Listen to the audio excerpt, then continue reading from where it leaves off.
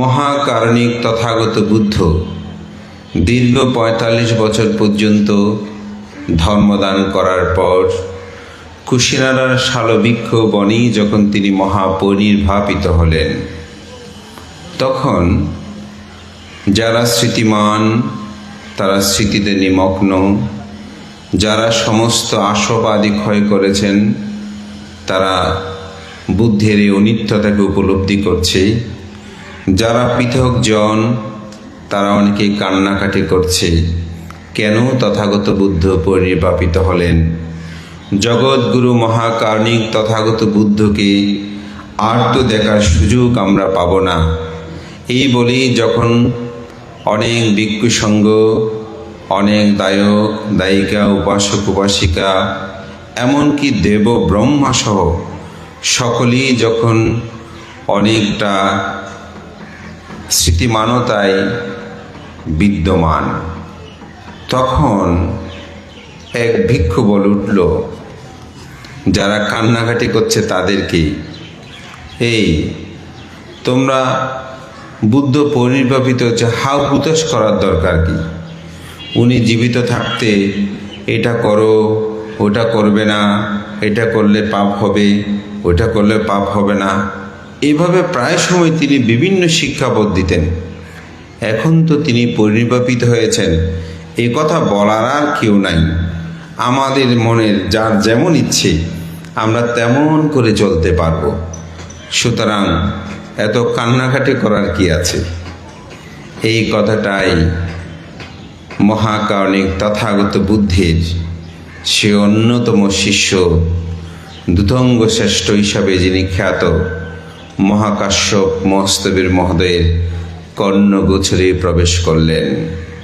তিনি চিন্তা করলেন, মহাকারণিক তথাগত বুদ্ধ পরিনির্বাপিত হয়েছেন মাত্র, কিন্তু এর মধ্যেই এই দুর্বিনীত ভিক্ষু কি উচ্চারণ করলেন, এটি যদি সমাধান করতে চায় তাহলে আমাদেরকে সংজ্ঞায়নের ব্যবস্থা করতে হবে। তখন মহাকাশ্যপের এই তত্ত্বাবধানে মহাকারণিক তথাগত বুদ্ধের ধর্ম বিনয়গুলো একত্রিত করার জন্য তৎকালীন সময়ে সে রাজা অজাতশত্রুর পৃষ্ঠপোষকতায় সপ্তপর্ণী গুহায় প্রথম বুদ্ধের পরিনির্বাণের ৩ মাস পর প্রথম বৌদ্ধ সঙ্গীতি অনুষ্ঠিত হয়। সেই অনুষ্ঠানে সঙ্গীতির ৫০০ অর্হৎ ভিক্ষু উপস্থিতি হয়। সকলেই বিবেচনায় চিন্তায় সেখানে বুদ্ধের ধর্ম বিনয়গুলো সংজ্ঞায়ন করতে গিয়ে সর্বপ্রথমেই তিনি বললেন, বিনয়টাই আগে আমাদেরকে একত্রিত ভূত করতে হবে। তখনই মহাকারণিক কর্তৃক ৮০টি শ্রাবকের মধ্যে অন্যতম সে উপালিকে, যাকে বুদ্ধ বিনয়ধর উপাধি প্রদান করেছিলেন, সেই উপালিকেই বলছেন বিনয় সম্পর্কে বলার জন্য।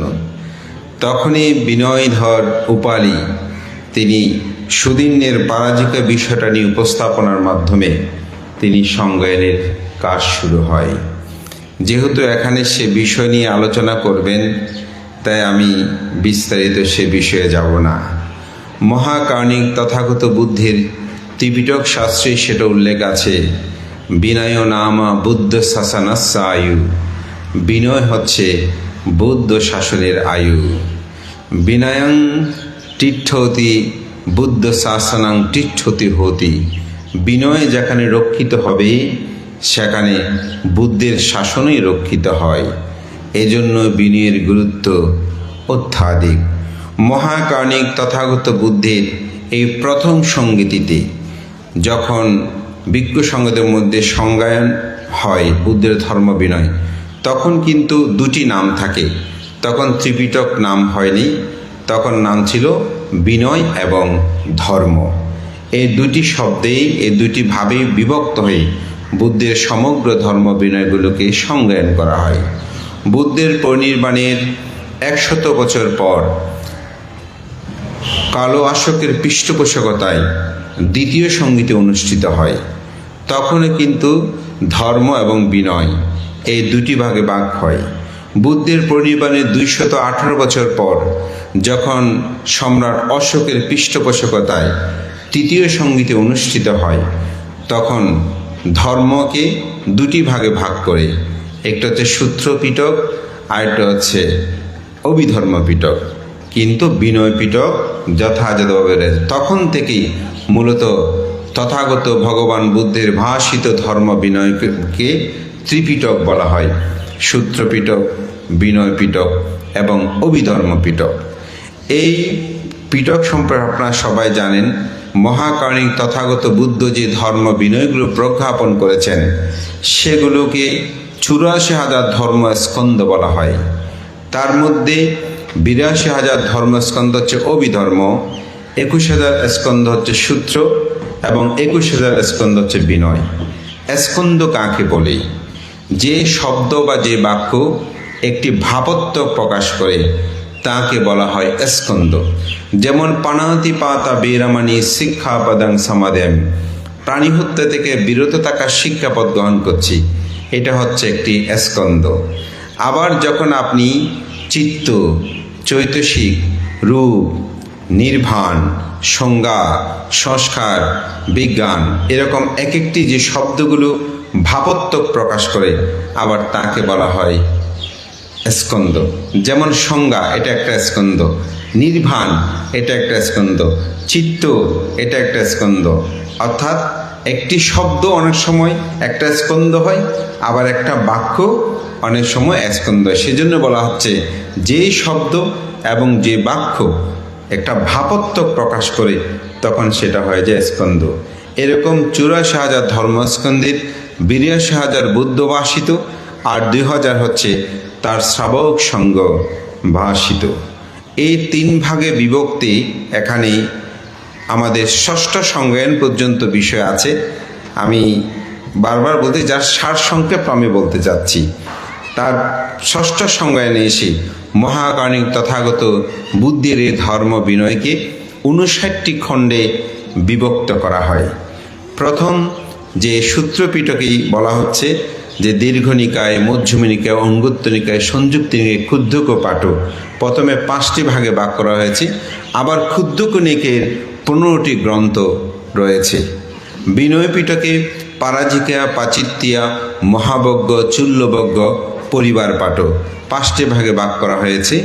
আবার অভিধর্মে 7টি ভাগে ভাগ করা হয়েছে: ধর্মসঙ্গিনী, বিবঙ্গ, ধাতুকতা, পুগ্গলপৈত্তি, কথাবৌতুক, যমট, পাঠ্যান। এই 7টি ভাগেই অভিধর্মকে বিভক্ত করা হয়েছে। তো বিনয় পিটকে যে 5টি গ্রন্থের কথা বলা হয়েছে, এখানে প্রথম হচ্ছে পারাজিকা। এটা আবার ক্ষেত্র বিষয়ে ভিক্ষু বিবঙ্গ, আবার পাচিত্যা ভিক্ষুণী বিবঙ্গ নামেও অনেক জায়গায় এটা উল্লেখ আছে। মহাবজ্ঞ, চুল্লবজ্ঞ এবং পরিবার পাঠক, এই 5টি খণ্ডে এখানে বিভক্ত।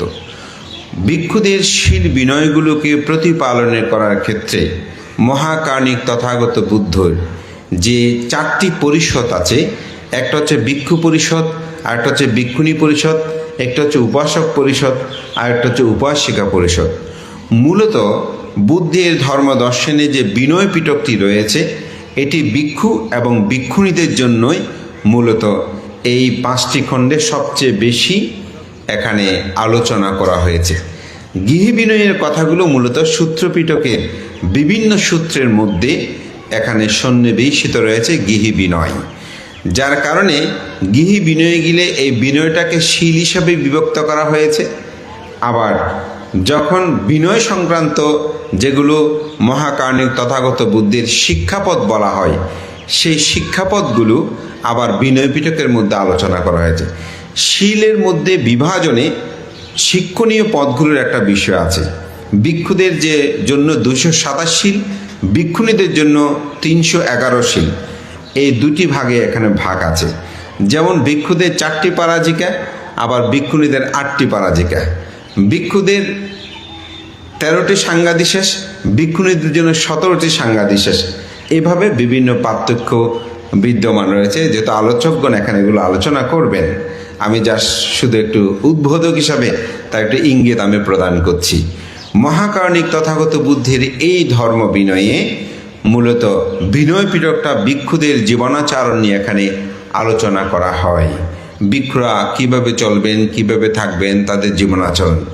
ভিক্ষুদের কিছু বিনয় যেগুলো লঙ্ঘন করলে ভিক্ষুদের অপরাধ হয়, কিন্তু কোনো গৃহী যদি লঙ্ঘন করে তার অপরাধ হয় না। যেমন আপনি রাস্তায় যদি হাত নেড়ে নেড়ে নড়াচড়া করা হাঁটেন, দায়কের কোনো অপরাধ নেই, কিন্তু একজন ভিক্ষু সেভাবে হাঁটতে পারে না, তখন তার অপরাধ হয়। একজন গৃহী তিনি যখন তার জীবনাচরণে যখন ইচ্ছে তখন সে খেতে পারে, তার কোনো অপরাধ হয় না, কিন্তু একজন ভিক্ষু তিনি যখন 12টার পরে আহার আদি গ্রহণ করেন তখন তার অপরাধ হয়। কেন? এটাকে বলা হয় শিক্ষণীয় লঙ্ঘনজনিত অপরাধ। এই অপরাধগুলো বুদ্ধ যে শিক্ষাপথ আমি কমিটমেন্ট করেছি, এটা আমি পালন করব, যখন এটা আমি পালন করি তখন আমার জন্য এটা অপরাধ হয়, গৃহীদের জন্য এটা হয় না। অনেক তরুণরা এটা প্রশ্ন করে বা জানতে চায় যে ভান্তিদের এই বিষয়টা অপরাধ হয়, কিন্তু গৃহীদের কেন হয় না? কারণ গৃহীদের এই অপরাধ হবে না, কারণ তিনি গৃহী বিনয়ী এটা নেই। ভিক্ষুদের বিনয়, এটাকে বলা হয় সেজন্য বুদ্ধ শিক্ষাপথজনিত লঙ্ঘন। এই বিনয়ের শাসন যতদিন বিদ্যমান থাকবে ততদিন পর্যন্ত কিন্তু বুদ্ধের শাসন চিরস্থায়িত্ব থাকবে। বিনয় যেখানে থাকবে না সেখানে বুদ্ধের শাসনের স্থিতি কখনো চিন্তা করা যাবে না। সেটা যদি আমরা একটু অবলোকন করে দেখি তাহলে উপলব্ধি করবেন, একজন ভিক্ষু খুব ভালো কথা বলে, তিনি ভালো লিখেন, তিনি ভালো চলাফেরা করেন, কিন্তু বিনয়ের তার স্খলন ঘটে, দেখবেন তাকে আর আপনি শ্রদ্ধা, সম্মান, গৌরব প্রদর্শন করবেন না। তার কথা যেমনই হোক আপনার কাছে আর সেটা গ্রহণীয় হবে না। এজন্য বিনয়ের প্রতি গুরুত্ব আরোপ করা, বিনয়ের প্রতি অনুধাবন করা আমাদের অবশ্যই কর্তব্য। আমি দু একটু উদাহরণ প্রদান করি।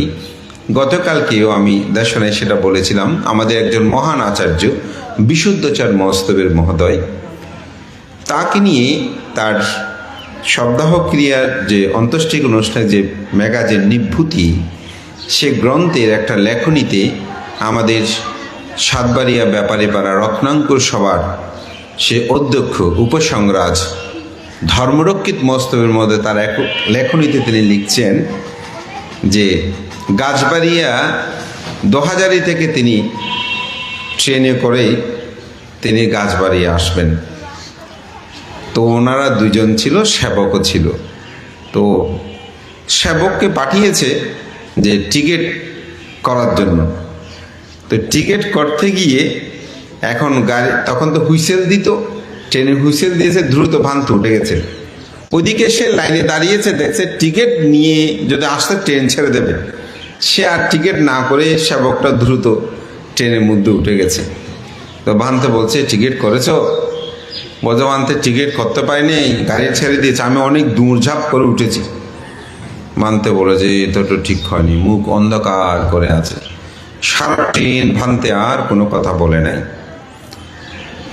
কয়েকদিন পরে আবার তিনি 2000 জামির জুরিতে ভাঙে যাচ্ছেন। তো তার সেবককে বলছে, যাও 4টা টিকিট করো। তখন ধর্মরক্ষিত ভান্তের সাথে ছিলেন, বলতে আমার টিকিট তো হয়ে গেছে, আপনি 4টা কেন করতে বলছেন? বলে যে বলছি 4টা করো। তো 4টা করে ট্রেনে উঠলেন। ভান্তে বললেন, সরকারি হোক যে কোনো জায়গায় কোনো কিছু ফাঁকি দেওয়াটা উচিত নয়, তাতে বিনয় লঙ্ঘিত হয়।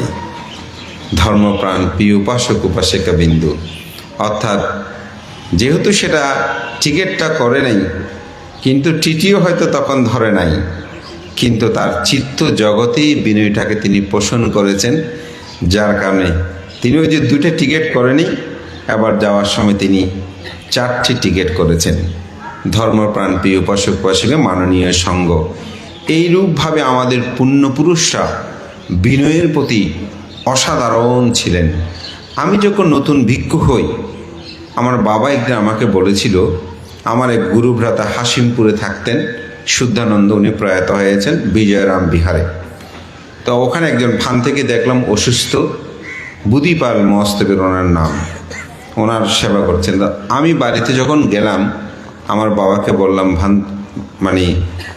আজকে বাবা বলছে কোথায় গিয়েছেন? আমার বাবা প্রত্যেক দিন বিহারে আসেন সন্ধ্যায় বন্দনা করতে। তখন আমি নতুন মাত্র ভিক্ষু হয়েছি 2000 সালে ডিসেম্বরের দিকে কথা। তা আমি বললাম আজকে অমুক জায়গায় গিয়েছি। বলছে ওখানে বুধিপাল ভান্তে কেমন আছেন? আমি বললাম ভান্তে তো অসুস্থ। বলি এরকম। হ্যাঁ হ্যাঁ, হয়তো ভান্তের সাথে আমার একটা স্মৃতি আছে। আমি বললাম বাবা কীরকম স্মৃতি? বলছে একবার আমি ওনাকে ফাং করেছিলাম। তো আমাদের গ্রামে জানেন যাওয়া আসার পথটা অনেক কঠিন, তো নৌকা করে যেত। তো আমার বাবা একটা সকল ভিক্ষু সংঘরা একটা টাইমে করে আসতো, নৌকা দিয়ে চকিদার পাড়ি বলে ওখান থেকে যেত। তো ভান্তে যাওয়ার সময় একসাথে ওই একই ভাড়া নৌকায় আবার চলে যাবেন। তো আমার বাবাকে বলছে, আমার বাবার নাম ধীরেন্দ্র, বলছে ধীরেন্দ্র যাওয়ার সময় আমি তো ভান্তেদের সাথে যাব না, আমি একটু আলাদা যাব, বাজারে আমার একটু কাজ আছে, তো আমার একটু আলাদা পাঠিয়ে দাও। তো বাবা ওনাকে আলাদা পাঠিয়ে দিলেন। কিন্তু ভান্তের কাজ শেষ হয়েছে, যাওয়ার সময় যে বাবা অন্যান্য ভান্তেদের সাথে সবার জন্য ভাড়া করেছিল তিনি সে নৌকা করেই চলে গেলেন। প্রায় মাস দুয়েক পর একদিন বাজারে উনি হয়তো দোপাচুরি অথবা নাক্ষণচুরি প্রত্যন্ত ওখানে কোনো সঙ্গদানে এসেছেন। এখন বাজারে আমার বাবাকে খুঁজতেছে, খুঁজতে খুঁজতে পেয়েছে। তো পেয়ে ঠিক আটানা হোক বা চারানা হোক যেটা ছিল, আমার বাবাকে ডেকে বলছে ধীরেন্দ্র ওই তোমার টাকা একটা আমার কাছে থেকে গেছে। আমরা বলছে ভান্তে কোথাও? বলতে তোমাদের ফাঙে এসেছিলাম না, ওই দিন আমি পড়ে যাব চিন্তা করেছি, কিন্তু আমি যখন এসেছি ঘাটে দেখি যে নৌকাটা আছে, ভান্তাদের সাথে আমি চলে গেছি এই টাকাটা থেকে। বলছে ভান্তে কেন আপনি আমাকে এটা দিচ্ছেন? আমি তো আপনাকে দান করেছি। বলেছে না এই টাকা আমি নিতে পারবো না। তা আমার বাবা তিনি কি করলেন যে টাকাটা নিয়ে, আমার খুব ইচ্ছা হচ্ছে, আমি বললাম বাবা আপনি কি করলেন? তো বলে যে আমি টাকাটা নিয়ে বাংতি পয়সাটা নিয়ে 1 টাকা মিলিয়ে আমি ভান্তে বললাম ভান্তে এই টাকাটা আপনি গো আমি দান করলাম। তা আমার খুব ভালো লেগেছে আমার বাবার এই আচরণটা দেখে। তিনি যেহেতু ভান্তে গ্রহণ করছেন না, আবার নিচে থেকে আরও কিছু দিয়ে ভান্তেকে দান করলেন। এইরূপভাবে বিনয় মানুষের জীবনকে আমি মনে করি উন্নত করেই আমাদের সঙ্ঘ সমাজকে। তাই আমি দুটি সাংঘিক ব্যক্তির জীবনটা এখন উপলব্ধি করলাম, যেহেতু বিনয়টা আমাদের ভিক্ষু সংঘদের জন্য অত্যন্ত গুরুত্ববহ। অন্যান্য বিষয়গুলো প্রত্যেকটি গ্রন্থের এক একটা বিষয় এখানে আলোচকগণ আলোচনা করবেন। আমি যেহেতু উদ্বোধক, আমি শুধুমাত্র কয়েকটি কথা উপস্থাপনা করেছি। মহান সংঘের প্রতি বন্দনা। আমি অত্যন্ত আনন্দিত হয়েছি যে অন্তপক্ষে বিনয় নিয়ে আমাদের কিছু আলোচনা করা, এবং আমাদের ভিক্ষু সংঘদের অনেকেই যারা তরুণ আজকে তারা এখানে উপস্থিত হয়েছেন। আমরা হয়তো বুদ্ধ কোনো প্রতিরূপ দেশে জন্মগ্রহণ করলে হয়তো এই বিষয়গুলি নিয়ে যথেষ্ট পর্যালোচনা হতো, সে সুযোগ নাই। কিন্তু এরপরও যে আমাদের প্রচেষ্টা এটা বিতা যায় না। তাই রবীন্দ্রনাথ একটি কথা আছে, সেটা হচ্ছে সূর্যের মতো আমি আলো দিতে পারবো না সত্য, কিন্তু মাটির প্রদীপ হাতে হলে আমাদেরকে চলতে হবে অন্ধকারকে দূরভীত করতে। আমরা হয়তো বিশাল পৃষ্ঠপোষকতা পাবো না রাষ্ট্রীয়, কিন্তু আমাদের নিজেদের শক্তি নিয়েই আমাদের এই প্রদীপ হাতে চলতে হবে। আমাদের মহান পুণ্যপুরুষ সে বিনয়াচার্য বংশদিক মস্তবীর বিনয়াচার্য পরম সদ্য জ্ঞানেশ্বর মস্তবীর পরম সদ্য প্রিয়দর্শী মস্তবীর এই অঞ্চলের বিনয়দর অনেক মহান ভিক্ষু সংঘ তাদের ত্যাগময় দীপ্ত জীবন অতিবাহিত করেছেন। সাহিত্য বিনোদ পূর্ণানন্দ মস্তবী মহোদয়, তাদের ধর্ম বিনয়ের গাঢ়কথাবোধগুলো ছিল অসাধারণ। আমি মনে করি এরূপ সেমিনারের মাধ্যমে আলোচনার মাধ্যমে আমরা হয়তো সেই ত্রিপিটক শাস্ত্র অধ্যয়নের সহ সে মহান পুণ্যপুরুষের জীবনগুলোকে আমরা উপলব্ধি করতে পারব। যারা কখনো তাদের বিনয়কে স্খলিত করেনি, তারা কখনো ধর্ম বিনয়ের বাইরে গিয়ে তাদের জীবনকে অতিবাহিত করতে চায়নি, সেই পুণ্যপুরুষের জীবনাচরণগুলো ছিল সেরকম আত্মত্যাগময় জীবন। তাদের এত যে প্রস্ফুটিত, এটি অতুলনীয়, অবর্ণনীয়। আমরা এমন দেখেছি যে একটু অবিনয় কথা বললেও ভান্তারা সে বিষয়ে কথা বলতে চাইতো না। আমাদের পরম শ্রদ্ধেয় আর্য শ্রাবক হিসেবে খ্যাত জ্ঞানেশ্বর মস্তবীর মহোদয় সম্পর্কে যদি বলি, ওনার সম্মুখে বলছে এখন ধর্ম দেশনা করবেন আর্য শ্রাবক জ্ঞানেশ্বর মস্তবী। স্পিকারটা নিয়ে বলছে, আমি কি তোমাকে বলেছি আমি আর্য শ্রাবক? কত আমিত্বহীন জীবন!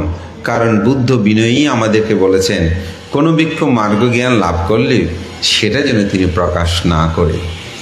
এইরকমভাবে তাদের জীবনকে বিশুদ্ধতা আনয়ন করেছে। আমি মনে করি এই আলোচনাগুলো বৃথা নয়। আমাদের মধ্যে এখনও অনেক এরকম ভিক্ষু আছেন যারা নীরবে নিবৃতচারী, শিলময় জ্ঞানে তারা সমুজ্জ্বল। হয়তো আমরা আমাদের এই চর্মচোখে দেখি না অথবা অনুধাবন করতে চাই না। এটা আমাদের কাছে অত্যন্ত দুঃখ। আমরা কোনো ভিক্ষু যখন ভালো দেশনা করে মনে করি তিনি খুব ভালো ভিক্ষু, যখন এরকম বিল্ডিং করে বিহার করে আমাদের দায় দেয়কার মনে করে যে এই ভিক্ষুটা খুব ভালো। যখন উনি কোনো সংগঠনের সভাপতি সম্পাদক হয় মনে করে যে ভিক্ষুটা, তিনি অনেক বইপত্র লিখেছেন মনে করে তিনি অনেক বড় বানতে, উনার দ্বারা কিছু হয়েছে সমাজে। আসলে তার চেয়েও বেশি হয় যিনি আদর্শবান, যিনি বিনয়ী, যাকে আপনি এক চামচ স্বয়ং দান করলে মহা ফল হবে। তাই বিনয়ী ভিক্ষু সঙ্গদেরকে আপনারা সহযোগিতা করবেন। আমাদের অনেক বিনয়ী ভিক্ষু সঙ্গ মাঝে মধ্যে মন খারাপ করে। কেন মন খারাপ করে? বলে যে বিনয়ী অনুরূপভাবে চলতে গেলে আসলে বিহার করা মুখ করা এগুলো কঠিন। এই কথাগুলো আমার গায়ে বা অনেকের কাছে পড়তে পারে, কিন্তু আপনি সত্যটাকে সত্যই বলতে হবে, সত্যকে সত্যই বলতে হবে। বিহার করলে যে ভিক্ষু বড় হয়ে যাবে অনেক কিছু তা না। আমাদের দায়ী দেয়কেদের মধ্যে অনেকে আছে পদে বানতে একটা আসলাম, এমনি চলাফেরা সব ভালো, কিন্তু বানতে বিহারের কোনো উন্নয়ন হয় না। বিহারের টাকা খোঁজে না, অমুক খোঁজে না। এখন টাকা খুঁজলে টাকা নিতে পারলে মনে করে সে ভিক্ষুটা আসলে বিনয়ী কি আছে? কোনো ভিক্ষু জ্ঞাতি ছাড়া অপরের কাছ থেকে টাকা তিনি চাইতে পারে না। এখন যিনি চাইতে পারে সে ভিক্ষুটাই এখন আমাদের সমাজের মধ্যে প্রতিষ্ঠিত হয়। যিনি বিনয়ী, চলাফেরায় সংযত, কায় সংযত, বাক্য সংযত, মনসংযত, তাকে আমরা উপলব্ধি করতে হবে। তখন এই জন্য বিনয় পিটক নিয়ে সেমিনার নিয়ে যখন আলোচনা হবে, আমি মনে করি সদ্যীয় বান্তে এটা সূচনা করেছেন। বান্তের সাথে যখন আমাদের পূর্ণচারের মিটিং হচ্ছে বলেছে, বান্তে এটা জয়ন্তী কী করছেন? বোধ আমি সূচনা করেছি, তোমরা এটা বিস্তারিত করবে। তা আসলেই ভান্তের এটা সার্থক। এই অর্থে আমরা আলোচনাটা শুরু করেছি। এটার হয়তো ব্যাপ্তি হবে। আজকে এতগুলো ভিক্ষুর সঙ্গে এখন উপস্থিত, এতজন ভিক্ষুকে বসিয়ে বলাটা দেশনা ওনারা করেন, শোনেন না, কিন্তু আজকে শোনার একটা ব্যবস্থা হয়েছে। আমি মনে করি এটা আমাদের জন্য অত্যন্ত আনন্দের। এবং তরুণ প্রজন্মরা এই বইগুলো সবার সেলফে আছে, এগুলো কি কেমন, আপনারা যারা অভিভাবকবৃন্দ এসেছেন ছেলে মেয়েদেরকে হাত ধরে এখানে 50 বার করে চক্কর দেবেন। 50 বার বলেন কোন এগুলো মুখস্থ, ওদের মুখস্থ বিদ্যা খুব ভালো, তরুণরা দেখবেন এগুলো শিখে ফেলবে। 50টা 49টা বইয়ের নাম তাদের মুখস্থ হয়ে যাবে। মহান সঙ্ঘকে বন্দনা। আমি হয়তো প্রকৃত সত্য কিছু কথা বললাম আজকের আলোচনায়। আমরা বিনয়ী, ধীমান, পণ্ডিত ভিক্ষুর সঙ্গে আমরা দেখি আমাদের মহামান্য সেই পরম আচার্য প্রয়াত ডক্টর ধর্মসেন মস্তবীর মহোদয়, তিনি বলতেন, মানতে আপনি তো বিহারটির কিছু করলেন, বলতে বিহার করা কি ভিক্ষুর কাজ? চিন্তা করতাম, বলতে বিনয় পড়ো টয়লেট করতে জানো? বানতে বসে চিটাকে বসে অন্যভাবে বলতেন, আমি একটু এভাবে বলছি। তো আমি চিন্তা করলাম বানতে কি বলে, বলতে ওই পিছনে একটা কৃপাচরণ বান্তের একটা টয়লেট দান করে একটু দেখে আসো। তো আপনি কোথায় টয়লেট করবেন, কোথায় পরিষ্কার পরিচ্ছন্ন করবেন, এইভাবেই আমাদেরকে শিক্ষা বিনয় তারা প্রদান করেছে। একজন ভিক্ষু কীভাবে বিনয়ী হয়, কীভাবে সংযত হয়। তা আমি মনে করি আজকের এই সুন্দর আয়োজনকে আমি সাধুবাদ জানিয়ে মহান সঙ্ঘকে বন্দনা কৃতজ্ঞতা জানাচ্ছি। এবং আজকের এই মহতি পুণ্যময় অনুষ্ঠানের বিশেষ করে বুদ্ধের শাসন সদ্ধর্মের স্থিতির জন্য যেটি সবচেয়ে বেশি প্রয়োজন, সে বিনয় পিটকের আজকের সেমিনারের শুভ উদ্বোধন ঘোষণা করছি। সাধু সাধু সাধু।